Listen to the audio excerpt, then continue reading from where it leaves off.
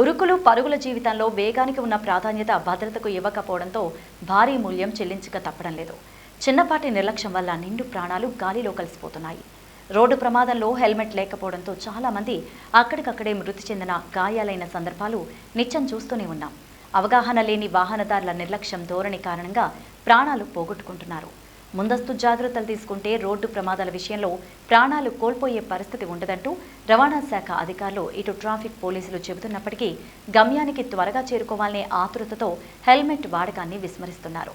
ఇలాంటి ఘటనలు నివారించడం కోసం ప్రజలకు అవగాహన కల్పించే లక్ష్యంతో మంచిర్యాల ట్రాఫిక్ పోలీసులు భారీ బైక్ ర్యాలీ నిర్వహించారు.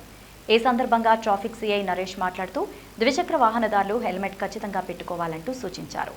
పదే పదే వాహనదారులు హెల్మెట్ లేకుండా జరిమానా పడుతుంటే డ్రైవింగ్ లైసెన్స్ శాశ్వతంగా రద్దు చేసే అవకాశం ఉంటుందని హెచ్చరించారు. తల్లిదండ్రులు మైనర్లకు వాహనాలు ఇవ్వరాదని సూచించారు. కార్యక్రమంలో Mancherial DCP Sudheer, Ramagundam traffic ACP Narasimhulu, traffic ఎస్ఐలు, కానిస్టేబుల్స్, యువకులు, విద్యార్థులు పాల్గొన్నారు. రావడం జరిగింది. దీనిలో భాగంగా ప్రతి ఒక్కరు కూడా తమ వంతు బాధ్యతగా హెల్మెట్ ధరించి వాహనాలు నడపవలసిందిగా ట్రాఫిక్ పోలీస్ తరఫున మేము విన్నవించుకుంటున్నాము.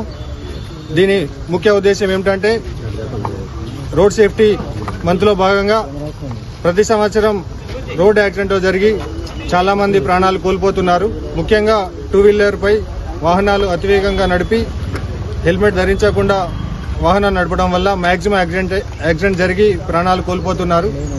వాళ్ళకి ఒక అవేర్నెస్ కోసం మేము ఒక హెల్మెట్ ర్యాలీ ఏర్పాటు చేయడం జరిగింది. కనీసం దీన్ని గుర్తించి ప్రతి ఒక్కరూ తమ బాధ్యతగా హెల్మెట్ ధరించి వాహనాలు నడపాలని కోరుకుంటూ ముగిస్తున్నాను.